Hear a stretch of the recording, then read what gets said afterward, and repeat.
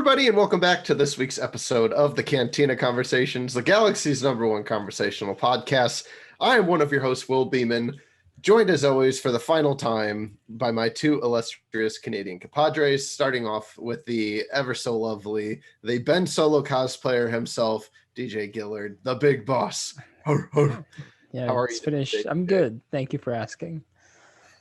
Look at that nice quick answer after that And it's lovely all I needed setup. to say. Now I got it all Yeah. out there.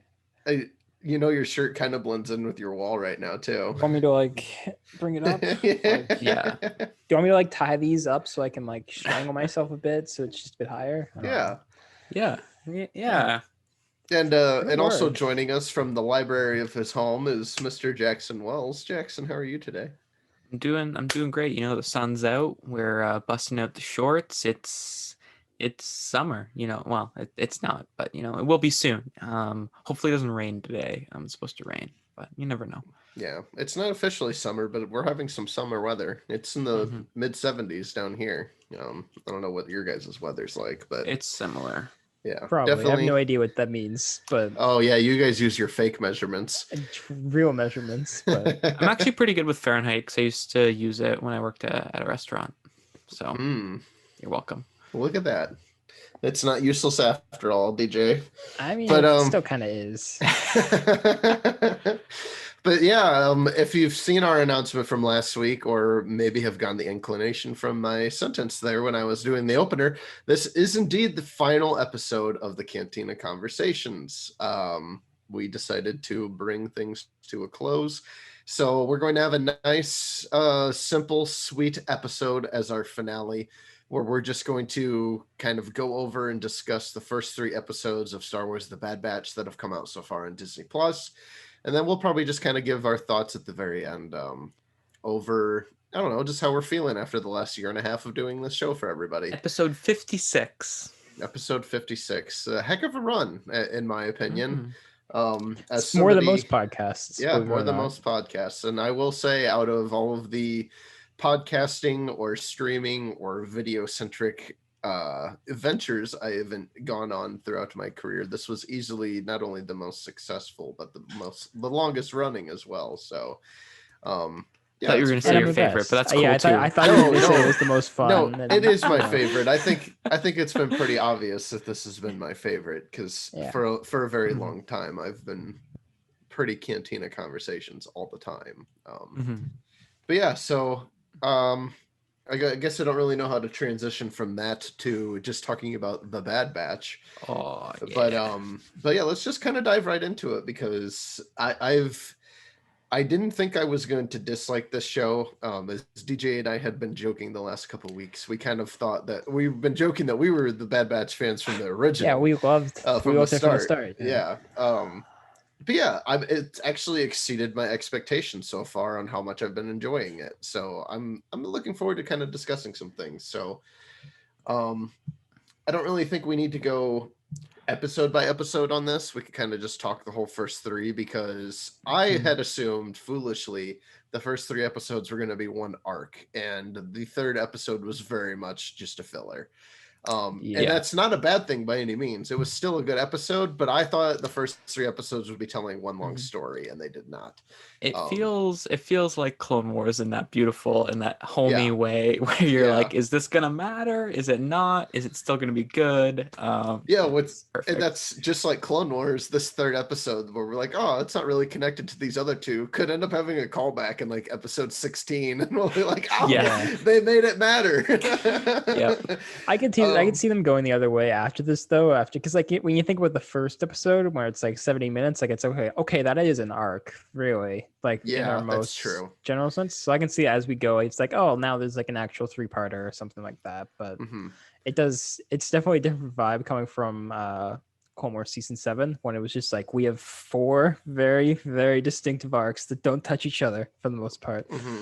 And it's, and also especially considering the other offerings that have been released with Disney Plus.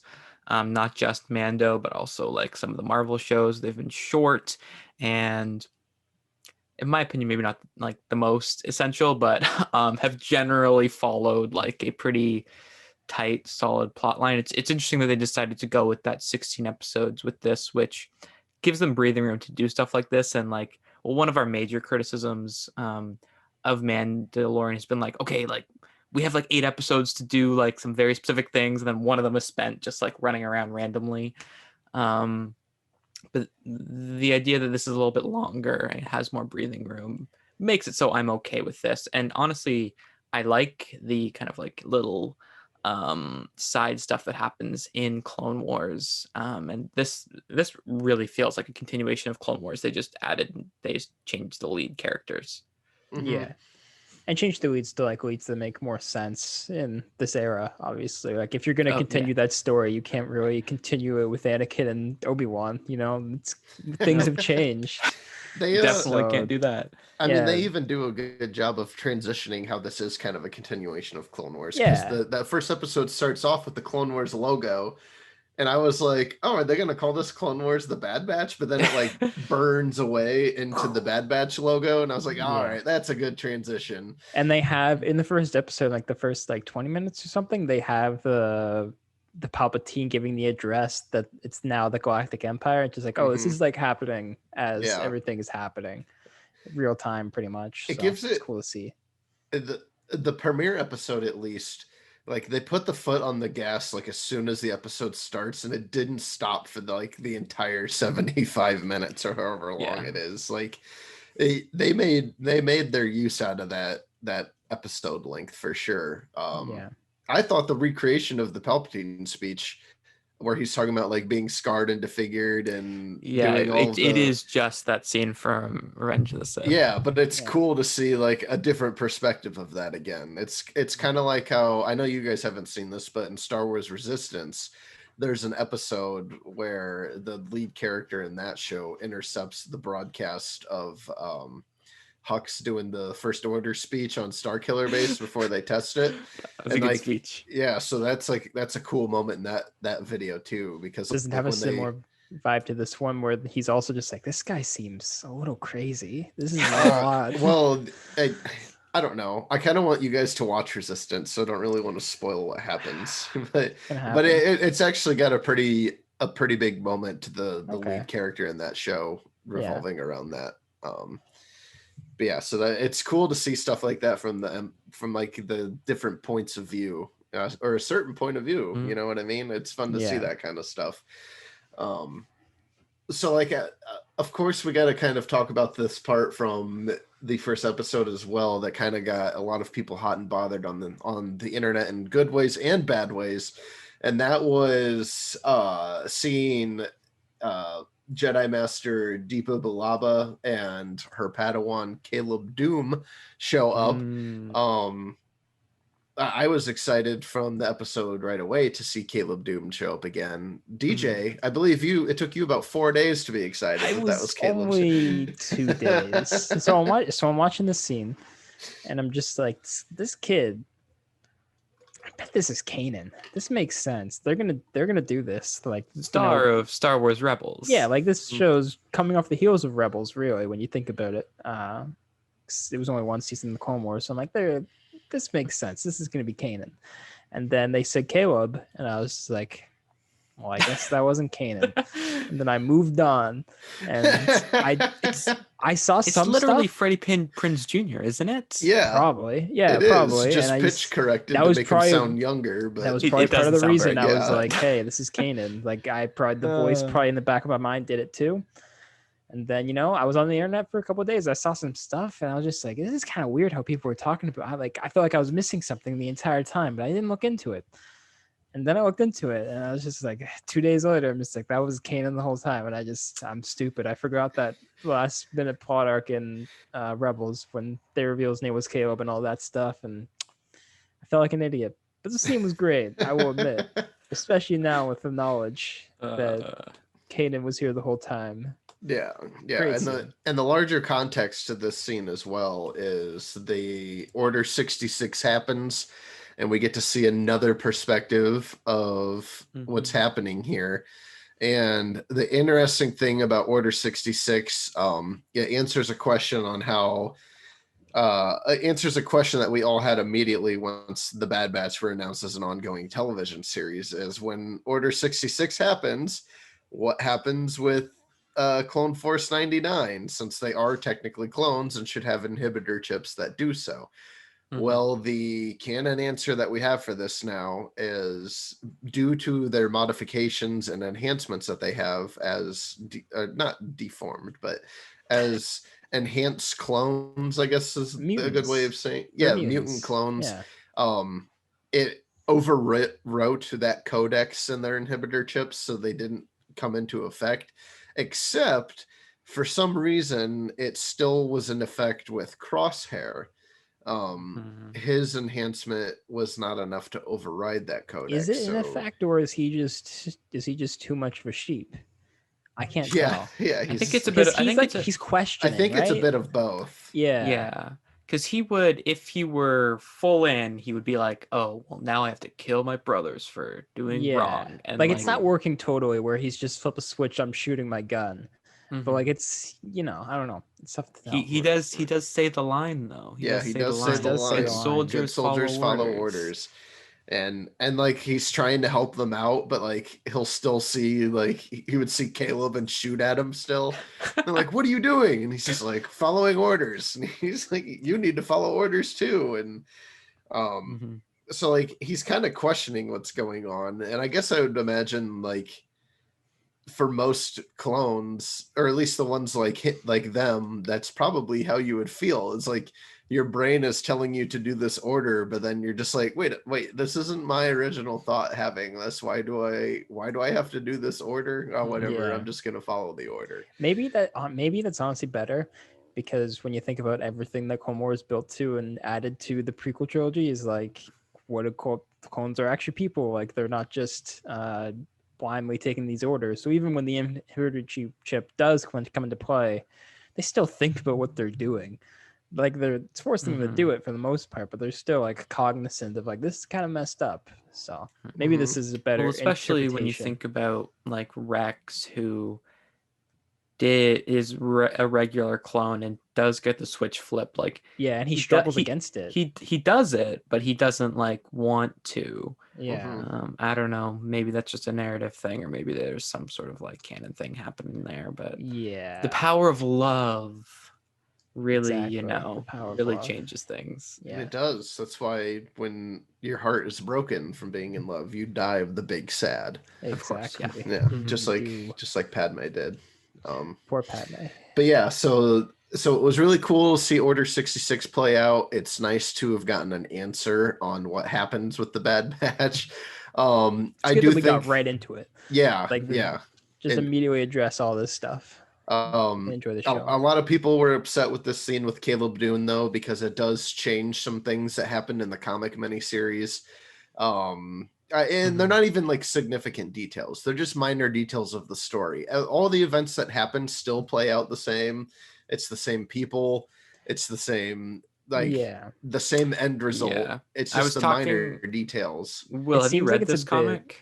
I never read this comic. I've read what happened, but yeah, I was talking to someone who did, and he was like, "Oh, you know what? I really like this comic, and I don't know, it still exists for me to read." Maybe you prefer like what happened in the comic more, but like, I don't know, Walt's not knocking on your door and burning it for you, right? And like a couple of Lucasfilm executives, and even Pablo Hidalgo, who I found out has a public Twitter account again that I had been going on without for so long. The way that they all explained like how people in the fandom should be viewing canon, I think makes a lot of sense to me, where like especially stuff like the comics and the books and things that can come out much more regularly and frequently than television and films do. If the films or television series wants to use something that's been mapped out on a book, yes, I consume the majority of this material. Jackson and DJ consume some of this material. People read this stuff and care about the canon, but unfortunately, we're not a large enough portion of the fandom to where these things have to be the rule of law. So at the end of the day, small details can be overwritten. So the way you should view these things are like when you're reading a book or a comic series, this is somebody explaining these events. It's like a historian telling you what happened. If you have 15 historians explain to you the fall of Rome, you'll get 15 different versions of that story because there's a concrete time of events on what happened, but the little details will change depending on how the story is being told. So I think that's a really good explanation on how to do these kind of things, because there are some inconsistencies throughout the novels with things like Ahsoka and the Siege of Mandalore in her novel, this comic series with the Caleb Dune opening. Like, it's happened before and it'll probably happen again. And I think that's a good way of viewing it. So that way, when this does happen, the canon piece of material that you've read doesn't lose its impact to you, and two, it can still fit narratively with the visual mediums that we're getting. Yeah. I think the one thing I would say about that too is just like, is one, as long as they don't go too far, which they have not gone nearly too far yet. Like, all of these things are so minor that it's just like, I get it, but I'm also just like, why can we just move on? But I also see the other perspective in the sense that I'm like, this scene didn't need to exist in the first place. Like, we could have left the comic like for a Cobb Vanth, I kind of get it, because like you needed to explain that character and you have a story to tell with that character probably in Book of Boba Fett at this point, right? Right. So I get those a lot more, but this is one of those ones where I'm just like, you didn't need to do this at all, other than fan service, honestly. So that's the one where I'm kind of like, I kind of see both sides on this one. But I think it also plays too with a very good, like, say it's just a more casual viewing Star Wars fan that watches Clone Wars and then they watch Bad Batch and then go into Rebels. That sets up some backstory with Kanan they won't get without going beyond the cartoons. I would argue a lot of people that watched all the way through Rebels probably are interested in the Kanan comic, maybe at the very least, or they're like me and didn't realize it was Kanan. But anyways, only real fans don't realize who characters only real are. fans are confused. Yeah. So that was a little bit of a controversy with that first episode involved too, but then it was fine. My take is that books are dumb. Continue. Yeah. Okay, good take. But yeah, I mean, you also have to think too that like back in the day, like in the early stages of the expanded universe, when there really wasn't a plan for stuff, the books have a lot of more different changes. Like the novelization for Return of the Jedi, Owen Lars and Obi-Wan were brothers. So like, really? Yeah, there's a lot of stuff from back in the older days too. Like in the Splinter of the Mind's Eye that we talked about in an episode in the past, where like Luke and Leia are just lovers basically that entire book, and Vader's not their father, but Vader knows who their father is. So I mean, stuff like that just happens. I just think there's more important things going on in the world to put your time and energy towards. That's also true. The fact that the color of the clone troopers armor was different than it was in the comic book, but so that was that big scene. But the Bad Batch does go back to Camino, and that's when we get to meet Camino. Yeah, and that's when we go back and get to meet Omega, the young blonde-haired clone. She's a medical assistant, and she's also enhanced like the Bad Batch, but has not figured out what her specific enhancement is yet. Thoughts on Omega? I guess you can even give your thoughts on what we've gotten for the first 3 episodes with her so far. Yeah. I do like her as a character so far, to be honest. Yeah, I like her. Yeah, I saw some people being like, another show where they just carry a kid around, and I think that's super lame. I like Omega. I think as like a character, she's interesting, and I assume like 10 episodes from now they'd be like, whoa, she's actually a Jedi, or she can like lift. She's like a Jedi clone or something weird like that. I don't know. Yeah. They got to do something. So we'll see. But so far, I think it provides a grounding to the Bad Batch, like the characters that they need. I really like her interactions with Wrecker. I think that's super fun. Wrecker's my OG for sure. He's great. I like that. I like the end of the last episode where she's like part of the team now. Mm-hmm. Yeah, and I I thought maybe she would just end up being kind of a side character that's just there to be there, but she's like a good moral compass for all of them as well. And that's kind of where her strength in the Bad Batch has come into play so far. And her and Hunter have like a really weird, well, not weird, but like, I don't know, father daughter or uncle niece type relationship going with each other, which is pretty nice too. The only thing I really don't like about Omega, and I guess I can't say I don't like her, it's just like I laugh a lot from it, is her accent in particular is so much stronger than any other clone's accent is. Yeah. So And it's nothing against Australians. It's it feels so weird in this universe because I've never seen it before, and in a clone where you're just like it gives you whiplash every time. I almost wonder if it's because the actress is actually from New Zealand, whereas D. Bradley Baker is not, and is just doing that accent. So maybe it's strange because, especially considering like, she sound like Tora Morrison is like not really like a New Zealander. He's Maori, so he's like native New Zealander, and like I've watched a lot of Taika Waititi movies, and like that's not what those people sound like.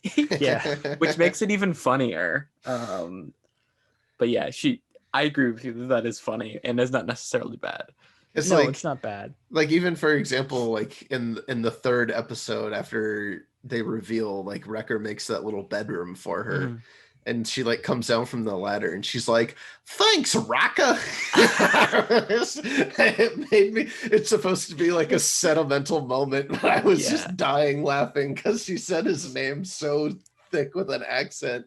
It's funny. I don't want to be mean, but I don't know if I'm gonna get used to it throughout the entire run of this show.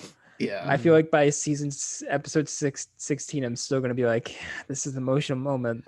That voice is so funny to me. It's gonna be some moment where she's like Hunter sacrificed himself for her safety or whatever, and he's like, "Watch after the crew, kid," and she's like, "Thanks, Hunter." Yeah, I'm sorry, but I can't do it. Funny. Yeah, I mean, but like I said, there's nothing wrong with that accent and like anything. Like it just feels so out of place right now. Yeah. If I was in New Zealand, I would be fine with hearing someone. It's nothing against the accent. Like it's totally acceptable. But in this particular sequence, I'm just like, this is so weird. Yeah. Speaking of like voice actors, D. Bradley Baker, man, he's still doing it. He's crushing it in this series. I've watched a couple videos. He did like this interview with like Entertainment Tonight or whatever, and he like does all 5 voices like back to back, and then like explains the intricate details between all of them. And I'm like, so cool. This is a man who has mastered his craft of making one specific voice sound slightly different. Yeah, I mean, I don't know how he does it. Like recording this show seems like in my head sounds like it would be so hard to do, especially when there's an episode involving a lot of clones, like in the first episode, because that's like 30 different voices that he has to do, and all of them have to be slightly different. My man better be making so much bank. Like he better not be getting paid for like one voice actor's worth. Yeah, he should be getting paid for 4 voice actors worth. And but yeah, so they probably have to do them all separately. So I bet he does get paid separate for all 4 because it's all separate. Like he's not in the booth being like, all right, just do the thing all in order, and we'll just rip the full 20-minute audio file. Like it's probably all done separately and all that stuff. And he's running to like 5 different microphones to get the right channels. Yeah. Yeah, so he is shining in this series so far, and so is the voice actor for Tarkin, who I'm pretty certain is the same guy. Hams too. Yeah, he does. He's thick. I'm pretty sure the voice actor for Tarkin is also not only the one from the Clone Wars, but also the guy that voiced him in Rogue One. I'm pretty sure it's the same actor all across the board. Cool. So that's good consistency, and he does a pretty good Peter Cushing voice. So, I mean, he sounds like regular Tarkin to me. It's so interesting to see that character like persist throughout like 40 years now, and like Peter Cushing died like many years ago. Yeah, a while ago. Yeah. But I mean, you kind of have to because of the time period we're playing with. The Mhm. thing that I've liked most about this series that I've been wanting a lot from like the recent Star Wars things that we're getting is I like this switching from the clones to the Empire type period and seeing the transition of power from one side to the other and watching them start to occupy Those neck ladies places. seem mad. They don't seem Yeah, happy. yeah. The Kaminoans actually seem a little betrayed at the Empire. So like it's kind of cool because throughout the Clone Wars series, they kind of seem like they're helping They're the Republic, but they're colluding, like yeah. kind of mad at the Empire or the Republic or whatever. Mhm. But like now that the Empire's come along, they're like, well, I don't like this at all. Maybe Yeah. maybe they're gonna take all of this clone technology to Exegol and make a clone army for Wouldn't the that new be Republic. crazy? But yeah, so I have a feeling in this season we'll see like what the final play out is going to be of the ending of the clone program, and I bet there's even something that'll be sprinkled in here that they're going to connect to Mando season 3. I wouldn't be surprised. Yeah, since by all fronts so far for the first 2 seasons, it seems like we're going to start tackling some cloning in that series. So this would be a good time that poor doctor who had like 20 minutes of screen time the past 2 seasons, and people have obsessed over it. Right. Imagine that doctor shows up as like a kid or something. He's just like it's Omega. Like, yeah. Yeah, he's Omega's brother. Yeah. I mean, that is something that we're probably going to find out this season as well, is like what's the deal with Omega. Yeah, that's got to be addressed. I mean, do you have any kind of theory on your own besides the fan theory I told you that you think we might be finding out about here? Well, the fan theory that I've seen tossed around, which I have no really strong feelings either way. I can see playing out. I can see it not playing out, but it's just like, since her name is Omega, they think that at some point in this season, she's going to figure out what her clone enhancement is. And like, while she figures this out and uses it, it'll be to sacrifice herself to save the Bad Batch from something. Which would be a fine fitting thing. I don't really think they're setting Omega up just to be a 1-season character. I don't think so either. Myself. No. I think that's silly. Yeah. That theory. I think it's just that she is like one of the last clones, probably. And that's probably just where it derives from. I don't think there's anything much deeper than that. And this is obviously where obviously we just said we're going into the last of the clones, how that all ends. So I think that's probably more of it. But I don't know where it's going to go. It'd be interesting if we meet an alpha clone. It's true. It's just Jango Fett. That's true. It's just Jango Fett. Do you think Boba will show up? Maybe Boba is alpha. That's technically true, right? Because he was like the first one they made for him. Yeah, so Boba's alpha and she's the Omega, so maybe she's siblings with Boba Fett. No, maybe they're setting up. She'd be like a bounty hunter. She's gonna show up in Boba Fett and be like female Boba Fett, pretty much, which is pretty much Phasma, but or I'm blanking on her name for some reason. Showed up in Mando season 2. Kitty Sackhoff. Yeah, Bo-Katan. How did I forget her name? But anyway, I forgot who Kanan was. It happens. A lot of weird names. Yeah, so like maybe that's her daughter. Omega's daughter is Bo-Katan or something. I don't know. Throw some stuff at the wall. See what sticks. But yeah, I just thought it was funny. Within like 5 minutes of the Bad Batch premiering, I immediately saw online, Omega's a clone of Avar from Old Republic. And I was like, no, whatever. She's just blonde. Why would be blonde? Okay, if we talked about the first episode, we got to talk about the second episode. Yeah. I mean, before we get into the second episode, the third episode was okay. There, not a lot happens in that episode. They do Verso's in that episode. Yeah, there's a creature moment in the episode. There's a squadron of human recruits that team up with Crosshair.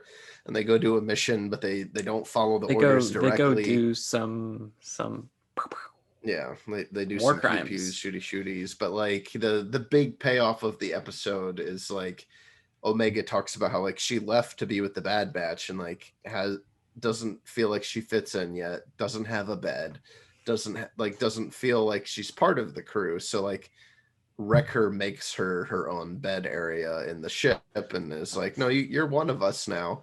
And hopefully this helps you feel a little bit more like you're part of our team and this is home for you. And that's when she does the thanks, Raka. Yes, but that's the emotion. It's an emotional payoff. Yeah. So that's the third episode. It's a fine episode, but there's really nothing too monumental that happens in it. But the second episode, DJ wanted to talk about the training sequence first, I was looking through it. I don't think much really happens there. They do the training thing. Tarkin's like, not good enough. I think the one last thing about the first episode is that Crosshair is like, yes, he's like, I like the followers, but he's also getting like some pretty constant brainwashing. Yeah. Or like, I don't know. I think they're literally like putting rays into his head. So right. I think we get him back by the end of this. Throughout the season, or throughout the first 3 episodes so far, is like they figured out that like his chip is still functional and they can even like upgrade it as they go. So like they're changing his brain chip as they see fit. So. Yeah, because he leaves at the end of the first episode, right? Yeah. That's actually what happens. I hear when you get the vaccine is they can upgrade your chips and brain. And stuff. I mean, this is just a metaphor for COVID vaccine technology. Exactly. Yeah. Thank you, Dave Filoni, for this. I'm sorry you want to talk about the second episode, Jackson, but I have another thing. Wasn't Saw Gerrera in the first episode? Wasn't that when that was introduced? I think it was that episode too. We do need to talk about that too. Yes, show up because he's super hot. Yeah, he is. DJ. He is, but he's almost forced. They keep setting themselves up for failure with these character designs. We're like Saw Gerrera in this, and then Saw Gerrera in Rogue One. Yeah, there's not a large time gap there. Yeah, a lot happens to make him go bald and wonky-eyed, apparently. Yep. Because he's got like Rebels. He's in Rebels too. Yeah, he's not like this. And he's also in Jedi Fallen Order. Shout out to, you know what, good for him. Yeah, he's getting all over the place, I guess. Yeah. So Saw Gerrera ends up showing up with an encampment of rebels they're gonna start fighting against the Empire, are refusing to join that force. It is cool to see like the very, very start of the rebellion, which is literally just, I guess we're not gonna lie down for this, you know? Like it's cool that they're making it where it's a bunch of Republic soldiers who are refusing to join the Empire, and that's how the rebellion is kind of getting its ground troops. That's a good way of spinning that to where it's just people joining too. But I hope that this doesn't just get thrown by the wayside. I hope like we get something with like, he makes contact with Bail Organa or something like that. Like let's go somewhere. If we get to see Jimmy Smits. I know, we gotta get him. Was he? Yeah, he was in a couple Clone Wars, right? Couple episodes. He had some adventures with Padme. Okay, yeah, we got to get our boy. He's in Rebels too, right? Briefly. Maybe I'm misremembering. I can't remember. He might be over like Hollow. Yeah, he definitely shows up coordinating with the rebels in Rebels. Exactly. Titular rebels. Yeah. But so Saw Gerrera shows up, but because like their mission was to go and like take them out. And they were like enemy insurgents, and it's like, well, these are just people. Yeah, you shouldn't do this. They're just having a campfire. Like, what are we doing here? Right. That's another thing for Crosshair, where he's just like, I think we should kill them. And we're like, man, you're really losing all your goodwill here, Crosshair. Right. Remember, like 3 weeks ago when I was just like, I think Crosshair is my favorite Bad Batch member. It's a real thing that was said. It's one of those things where like they'll do one of those quizzes on like BuzzFeed and people are like, I got Crosshair. It's like, Crosshair is like a literal like space Nazi now, right? Yeah. And everyone's like, oh, but like he's so cute. Yeah, it's the same thing when you do like a prequel quiz and just like, apparently I'm Anakin. And it's just like, oh, kind of a fash. Do some introspection there. Yeah, you might want to figure that why out. you're you're literally the prototypical incel. Yeah. Oh wow. But yeah, so is there anything further you guys want to discuss No, about I think we gotta episode hop 1, or into. can we move on to the big reveal from episode Oh 2? yeah, Yeah, episode important 2, for us and only us. right. Well, and the listeners, because if Mhm. they followed along with our recent segments, this was a big payoff for them as well. But the second episode aired just like 3 days later on Disney Plus, and I was actually kind of surprised to find out online how many people forgot we were getting an episode on Friday right after the premiere. I forgot this week, not the week before. Yeah. I was just like, oh, that show's happening, right? Of course. Mm-hmm. But yeah, so this episode is called Cut and Run, and the Bad Batch clones end up sailing out because who is They've it got a that, buddy on. yeah, who is it that says they're the buddies though? Is it Hunter I that think it's says all that? of them. All like of them? Their Yeah, crew. Yeah. they're like, Yeah. we got a buddy that we want to link up with to try and get Omega out of here. And then the payoff of who this buddy is our boy and his family from the Clone Wars episode The Deserter. Season 2. Mm-hmm. Yep, season 2. It's the farmer. I can't think of what that clone's name is off the top of my. Cut. His name is Cut. Yeah, Why is Cut. Cut and Run? Yeah, That's over 10 years ago that episode would have come out, wasn't Yeah. it? Yeah, and they brought him back. Talk about setup and payoff. Yeah. They're lucky that most people did not watch that 10 years ago and watched it like last year on Disney Plus. Yeah, Right. It's like, oh yeah, Cut, obviously. I understand what's going on. But like, since we rewatched that episode recently for our episode we did about that episode, Yeah, it's even better. That was all fresh in my head too. So when he showed up, I was like, oh my lord, they're bringing him back. I think I still would have watched it if we hadn't done that. I always remembered that episode. So. Yeah, because it's such a good episode, and wow, it was wild to see him show up again, and like his kids are older. And like the family's still together, and they want to become friends with Omega and hang out and all that kind of stuff. He didn't become a Jedi bounty hunter like I predicted. When I'm just like, the chip's gonna sit and he's gonna freak out and leave his family. It's gonna happen. He's happy, I guess, which is not explained, and I don't really need it to be, but I'm just like, I don't know. Well, maybe my thought process is I said this to someone I was talking to online, is like, you have to get the message in order to execute it, and it's not like he's sitting there with his like you need to hear like the Order 66. Yeah, he hasn't been given the order, therefore that makes sense.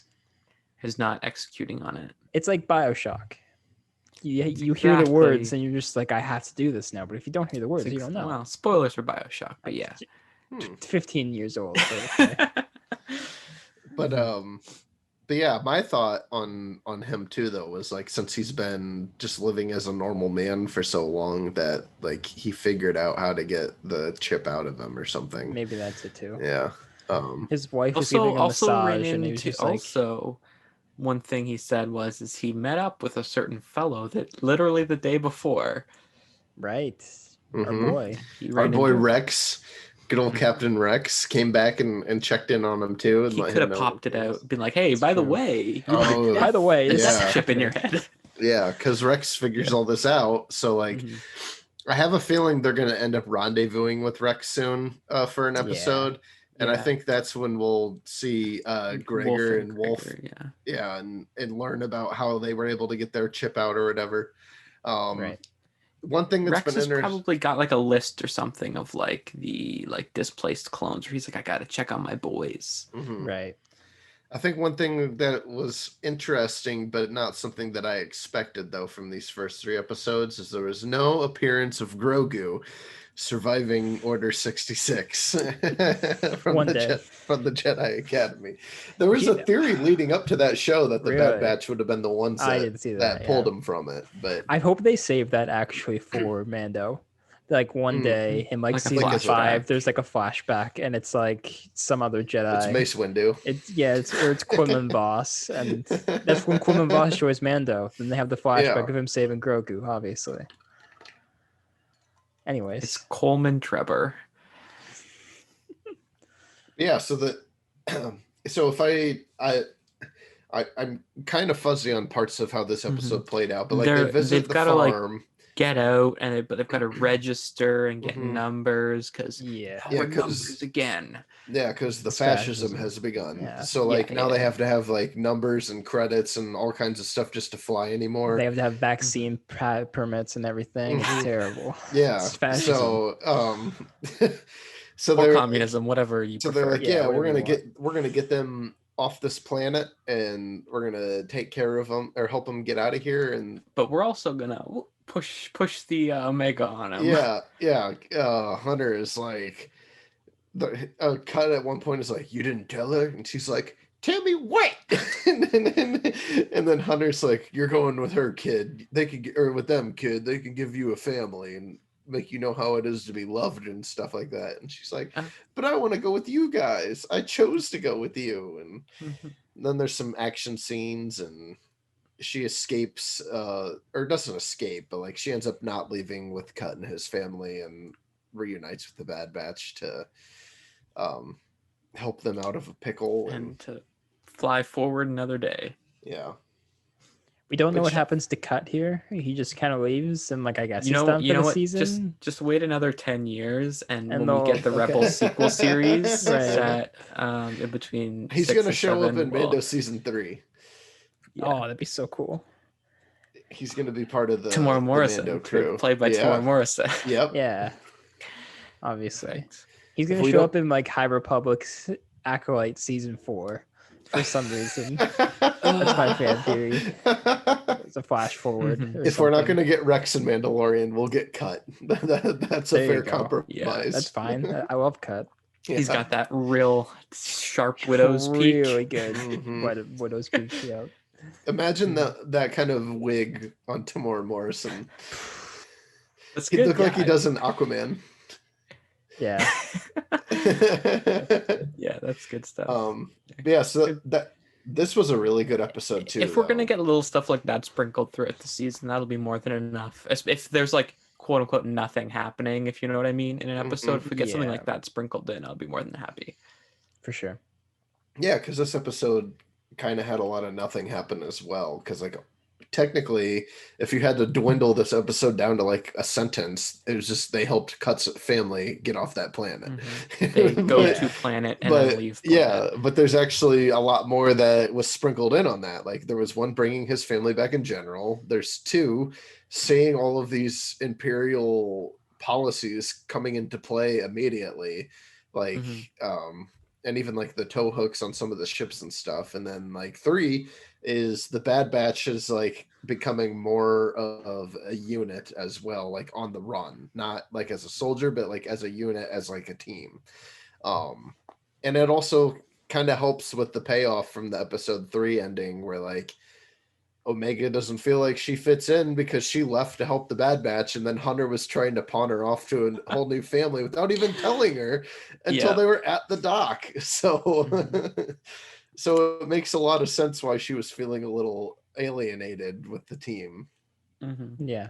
Good sewed. Good I gotta series say, so far. It's very nice just watching an episode of the show and then not thinking about it constantly and not being berated with discourse about it constantly, in the sense that like every time you watch a Mando episode, if it's not like the greatest thing ever and like advances the story to just absurd heights, it's like everyone's freaking out that they don't have enough time to run this show. I'm just like I'm just kind of with it, where I watch this episode and I'm just like, this really nothing feels... happened. Absolutely nothing happened. It was beautiful. I got to watch, I got to enjoy it. It was nice. Yeah, it feels like when like your favorite TV show got like a weird last season with like new characters. I'm thinking of like Scrubs or something like that, except like these characters are all good, and it's like it feels the same, but there's different people there. It really does feel like Clone Wars season 8 to me. Yeah. Yeah. It is kind of weird though. Like this show by no means on any aspect of the internet that I've gone on is getting any bad. Like people were kind of upset about the Caleb Doom thing, but like it's getting praise overall every week or every episode so far. Everyone's liking the characters, but it seems like it's getting way less chatter compared to previous Star Wars shows, which I is don't weird. think they even grabbed the Clone Wars audience to the extent that they probably wanted to with this, which is surprising to me. But that's like, I don't know numbers. That's just me like tangentially reading Twitter and Reddit and all sorts of places and just being like, oh. So like people don't seem to care that much about this show. It'll be interesting to see like if there's going to be some like big mouth open moments that like get the hook in to make it where this is a must-see television show, and then Omega's a Jedi, and now everyone has to watch. If it kind of stays like this level of hype that it has, where like, but like if it stays like this, then that you have to come into question like, what are the legs on this going to be? Yeah, like maybe they want to do a season 2 when you have a possible Rebel sequel series. I know we've talked about how it's probably gonna be mostly Mando, but like that's something they could do. There's been talk of High Republic, and like even though those books aren't huge either, but like even just showing the teaser image of a ton of Jedi on screen is gonna get eyes on it, right? So and they've got other stuff in the pipe for the next 3 years too, right? So you got to think that like if it doesn't take off, like how are they going to justify doing a season 2 when they have all these other things they could be doing? We'll see how that goes. People love Clone Wars now, but their development was wild. Those years and years that show struggled to come out. Essentially, I think they're going to at least do a season 2, but like say they have like a story map of like a 4-season story they're going to try and play out here, but like if this show doesn't take off the way that they want, that might have to turn into a 2-season story map, and then we're going to have to figure out how to adjust and pivot from there. Yeah, I think Jordan Maison said he knew that there's already a season 2 pretty much happening. Don't quote me. I'm pretty sure he said that at some point, but we'll see. I think there's going to be a season 2. I would agree, but I do too. We're 3 episodes into the show. I think this is all a little premature, but especially because it's a long season. Yeah. Can we get one prediction from each of us of some random thing that's going to happen by the end of the season? Okay. I don't have. You go first. I don't have any. Jackson suggested it. I feel like you should have something. Yeah. Okay. I'll suggest it. I suggest that we will see one more Star Wars Rebels main cast in this show by the end of the season, not including Kanan, because we already saw him. Who's your pick? You can't. That's a cop out. Pick one. Well, my general is a character from Rebels. I'm gonna go with Zeb. Zeb. Okay. Like little baby Zeb hanging out with his parents. I think he's a little older. Yeah. He's like the leader of his planet's guard at this point. This is like what, 10 years before Rebels? Right? Well, got to be less than that.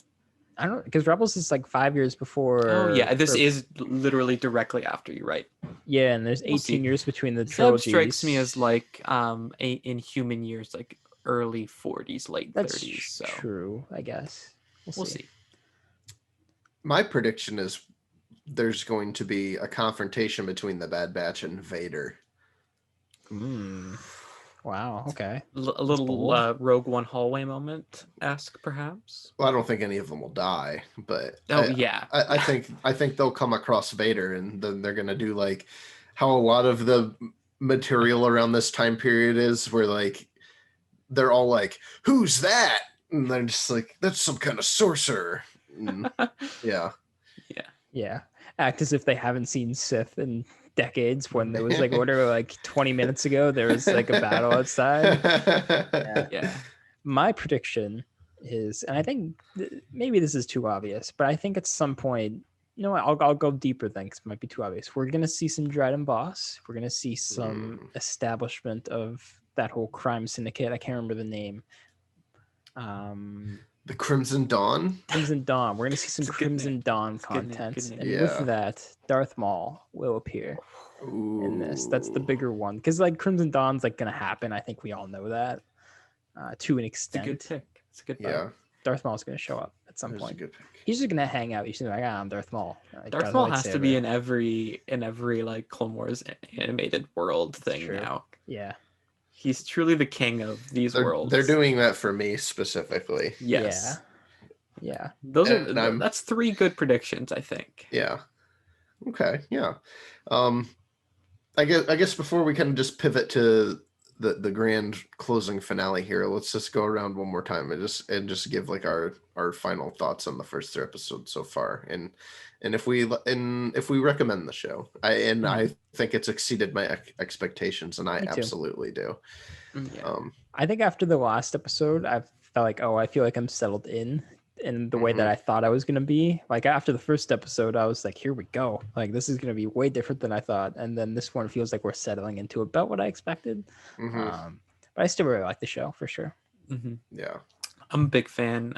This is the kind of stuff that like most interested me in like the Clone Wars world in this time period. So it's been really hitting for me so far. I think actually I was talking about with my brother. He's like, should I watch this show? And I was like, well, you kind of have to watch Clone Wars, I think, in order to get this. And Clone Wars is a big commitment. So didn't you say he was watching it? No. Okay. One of those things where he's like, maybe I'll watch Clone Wars, and then like years go by and never happens. Does. Yeah. You gotta give him the tier list. Give him the list. Yes. So it's tough because like I think a lot of any of the Disney Plus originals, like the Marvel and DC, or not Marvel and DC, sorry. Marvel and Star Wars have been like, you should know a little bit. You can just jump in. I think this one really requires Clone Wars, which makes it a lot more of a larger commitment for people than anything else so far. But yeah, if you do, I would recommend Clone Wars, and then I would also recommend this 100%. Like I said before, it just feels like the next step. That is a good point. This one doesn't really feel like it's approachable to just jump into. Even the first 20 minutes of the premiere episode, there's a lot of callbacks and stuff that really don't mean anything to you without the context behind any of it. so yeah, I guess you would kind of at least say you should watch at least Clone Wars. It is the third series in a decades-long Star Wars animated universe. So yeah, right. And it certainly feels like that. Yeah.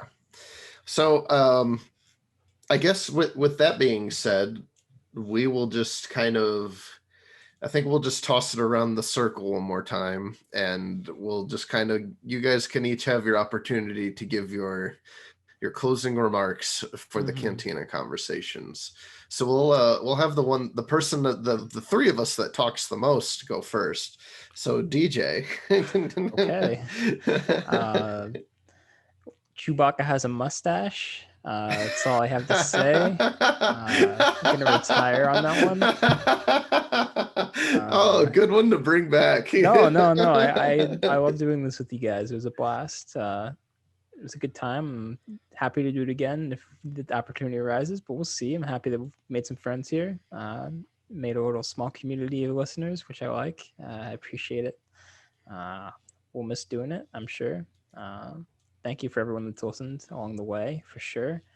And Chewbacca definitely has a mustache. I watched A New Hope yesterday, and I saw it, and I was like, it's so defined. He has a mustache. It's true. You don't own the 4K, so how would you know for sure? That's got him. Isn't the 4K? I guess it's not. Yeah, it is on Disney Plus. It's 4K. Yeah. Right? Yeah. So I know. Mustache. I assume I'll go next because that's usually how we do things. Yeah, I echo a lot of what DJ said. Aside from the fact that Chewbacca has a mustache, if I want to reminisce on some of the best times, I will say the Palpatine Little Caesars bit. I don't know if anyone remembers that, but I think about that a lot. Don't. that was amazing. Okay. What movie was that for where we did that on? It must have been. Was that a Rise of Skywalker prediction? Yes, that was. Yes. I do remember this. Yeah, I really liked going through the movies as well. We did 3 hours on The Last Jedi, which was a lot. That was valuable. I got to watch a lot of these shows, some of which we talked about, some of which we didn't. That was super fun. We had, well, of course, the Muppets fan cast with Brandon Winardi was super cool. That was a lot of fun. We were able to pull that off, which was exciting. and yeah, just chatting. A lot of pre and post show that the lovely listeners miss, probably for the best. Probably for the best. That was I don't know. fun. You showed off your leg on this pre-show, so That's true. that was a good You can show it view. off on the real show if you want. It's fine. Yeah. I sometimes I forget that we did like the first season, quote unquote, of this show without video, which like not even in terms of like posting it, but like in terms of recording a podcast seems impossible. Yeah, and, Yeah. it's really dumb. Weird to think back on how we were able to do that. Sometimes your internet just can't handle videos. Then some days it can, you know? Yeah. I lived in 3 different places while recording the show, technically. 2 of them look the exact same, and you didn't see the first one. But that was super cool. Trying to think if anything else happened that I enjoyed. You also lived while in the doing house this. that you were in now, so technically 4. Yeah, that too. Yeah, lots of fun. Star Wars. I think I know a lot more about Star Wars now. You're a I real still don't fan know if I'm a now. Star Wars fan or not. No. I haven't decided yet. Shout out to all of my specific fans, the ones who are Jackson stans first. I know there's a lot of you out there, so thank you for that. And yeah, I had a lot of fun. I'm still gonna be watching The Bad Batch. It doesn't end here. And I think I said a lot of different things that are mostly connected, sometimes disconnected. DJ said some weird racial thing. So now I'm done. Very well said. Thank you, DJ, for waiting till the last episode to Anytime. go off the chain. Anytime. That was very nice of you. Yeah, I echo the other two as well. I'm very appreciative of everyone that's taken time out of their lives to listen to our content that we've made. The small community that we built around this podcast was extremely unexpected to actually happen, and to have the dedication that it did. The majority of the people who are vocal to us about it have been there from literally the first episode, and they lived through the hiatus. They were there for both live stream shows and the return of the show. I have had just an absolute blast doing this show. It's really unfortunate it did have to come to an end, but I took so much joy of all the obscure Star Wars things that I've consumed over the years on my own, and never really had anyone to talk to about it, and then forced DJ and Jackson to consume all of that as well, so that way we could talk about it.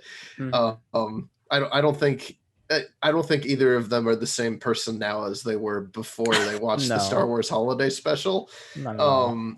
I lost something that day. And we'll be changing their lives again very shortly when we watch both the Ewok movies at some point in the near future. So I don't think it's gonna be life changing. you Maybe know, like I'll have a weird day, but like, I don't know. A weird week. But yeah, so the Star Wars content and stuff like that, it's not going I guess from the podcast side of things, it's going to stop, but I'm still going to be consuming as much as I always have.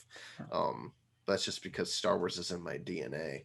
I think as long as I've accomplished making people a deeper Star Wars fan than they were at the beginning of the show, a more level-headed Star Wars fans as well. A more appreciative Star Wars fan. I think I accomplished the job that I had sought out when I wanted to start this podcast.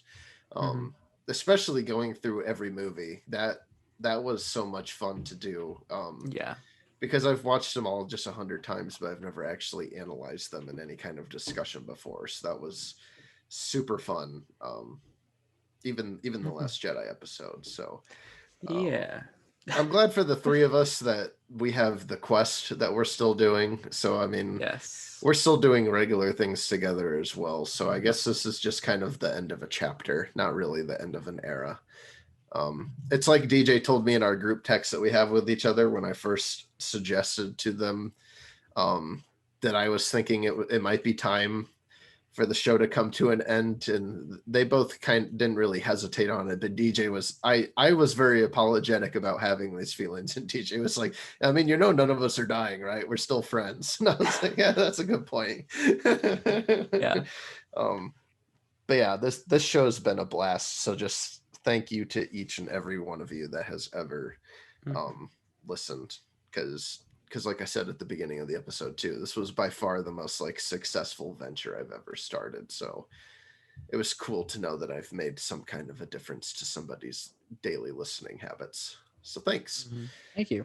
Thank you. But yeah, I don't really have anything else to say. I think we're ready to go. I think I think we would maybe be remiss to, and we talked about this a couple months ago, to recognize again our fan listener, Jason Hales, who passed away a couple months ago. I was thinking about him the other day. So yeah, shout out to him again. Yeah. Yes, absolutely. Yeah, he was a wonderful person as well. So, and yeah, he's still somebody that us and the community around us still deeply miss. But as opposed to a usual show, I will not necessarily post or plug the Cantina Conversations Twitter. But if you want to continue the conversation on with the three of us, you can most certainly do that on our individual Twitter accounts. Jackson, let everyone know one last time where they can find you at on Twitter. Of course, you can catch me at Jackson W. Wells. I've been putting a lot of my Twitter Star Wars meme output into Cantina Convo.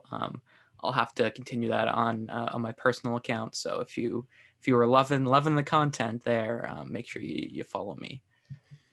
And DJ, where can they find you? At DJ_Gillard. Oh, DJ. Anyway, you can That's all I had find to me. say. That's all You I had can to say, find man. me on Twitter at WO Beeman. You can just find me on there. So there is no next time before the last time. May the force be with you.